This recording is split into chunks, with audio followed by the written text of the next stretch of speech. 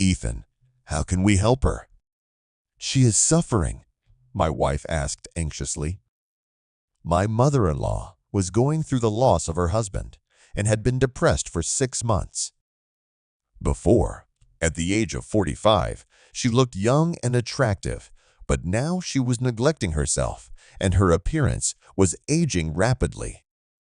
Her lively smile was gone, replaced by a blank stare. When I first met Claudia, she exuded confidence and charisma. She liked to wear provocative clothes, and I admired her. But now, Claudia was without makeup, and her hair was unkempt. Isabella and I knew we had to help her. We felt like we were the only ones capable of doing it. You're a genius, Ethan, but what man would date a woman with faded eyes? Let's take her to the beauty parlor. Give me the money for that. It's not cheap. I will. Upon reflection, I agreed.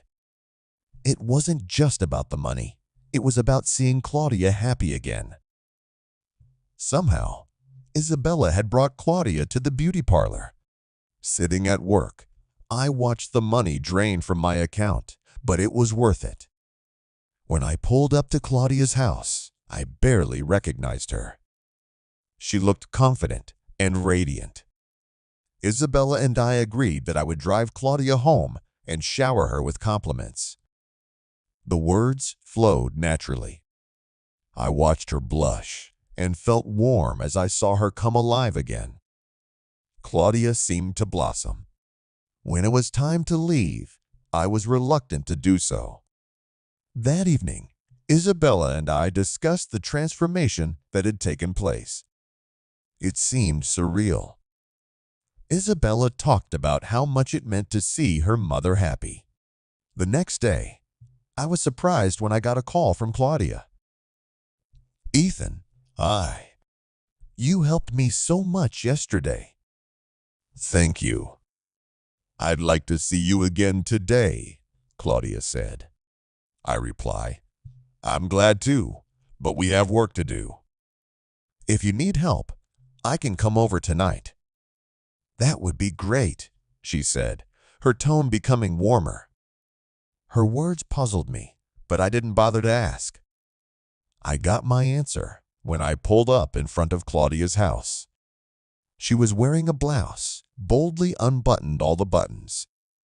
You look great, I said. For a date? No, Ethan, she replied. Your compliments made me want to experiment with my looks. Do you really think I look good? Claudia, of course I was being honest. Yesterday, you looked attractive, and today you look spectacular. She smiled, her eyes lingering on mine. I felt my pulse quicken. Let me get you something to eat, she said, and led me into the kitchen. Claudia had prepared 3 meals just for me. She moved around the kitchen, stretching like a cat. I convinced myself that she was trying to get my attention.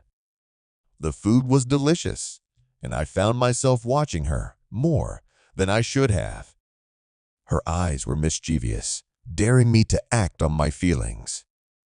I wanted to respond, but I was married to her daughter. She seemed to enjoy my indecision. Finally, she kissed my cheek. Ethan, I need someone, she said. Her words stunned me. All I could do was nod and say I'd call her tomorrow.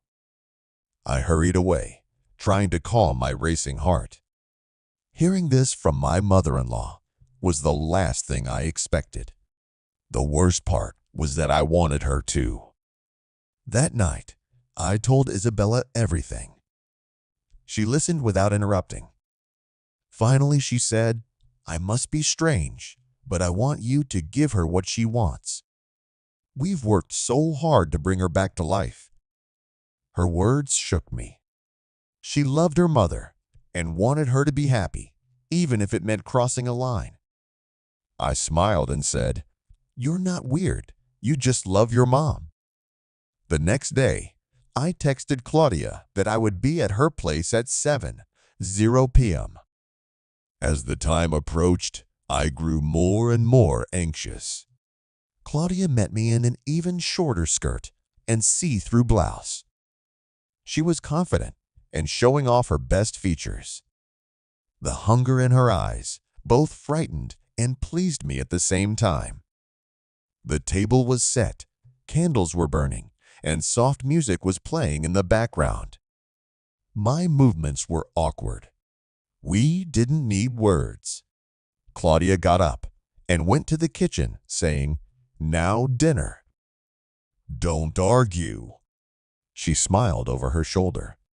I knew we would be together again later. As we sat down to eat, there was an intimacy between us.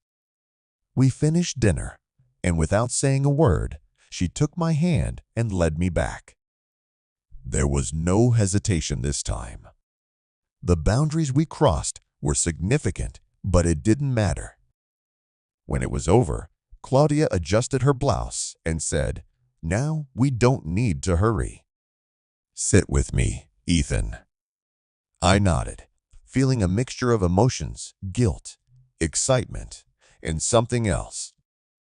She poured us some wine, and we sat together, talking like nothing had happened. It was nice to be around her, knowing that for the moment we had found what we were looking for. The evening ended with a promise to meet again. Leaving her house, I felt a mixture of elation and fear. It was dangerous, something that could ruin everything, but I couldn't stop it. Claudia's attraction was too intoxicating to let go.